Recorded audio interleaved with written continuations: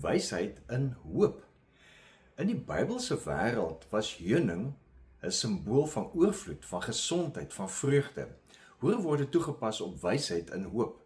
In Spreuke 24 vers 13 tot 14 lees ons: Eet heuning, my kind, dit is lekker, die stroop is soet in jou mond. So smaak die kennis, die wysheid ook. As jy die gekry het, het jy 'n toekoms en jou hoop sal jou nie ontneem word nie. Nou hier word uitgebeeld dat wysheid net so gesond en goed is vir die siel soos heuning is vir ons liggaam. Die belofte is duidelik. Wie wysheid vind, het 'n toekoms en 'n hoop wat nie afgesny sal word nie. Dit is eintlik 'n baie dinamiese verhouding tussen wysheid en hoop. Wysheid help jou hoop en hoop gee vir jou die moed om die toekoms met vertroue tegemoet te gaan.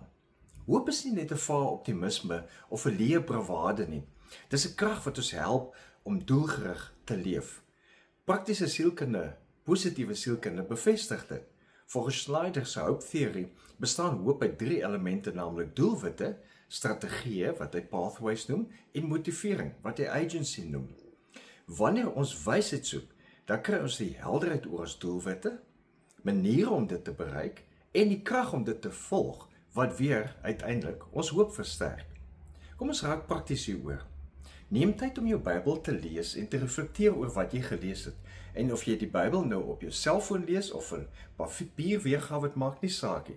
Maar dink daaroor.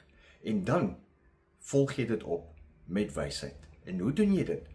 Jy sê vir iemand iets wat jy raak gelees het daaroor. Jy dui vir iemand iets vriendeliks aan. Jy leef iets van daardie vers uit. En jy werk doelbewus met jou assosiasies, sodat jy aan mekaar hierdie wysheid kan bly versterk. Byvoorbeeld, elke keer in hierdie tyd, as jy die liggies en die geskenke van Kerstyd sien, herinner jouself dat die ware geskenk van Kersfees 'n hoopvolle toekoms in Christus is. En so kweek jy wysheid. Die wysheid in aksie sal jou help om jou hoop lewendig te hou, veral in 'n wêreld en in 'n land wat soms sulke hopelose goed kan aanvang. God se wysheid sal jou dra, want dis wysheid in hoop. Leef geïnspireerd.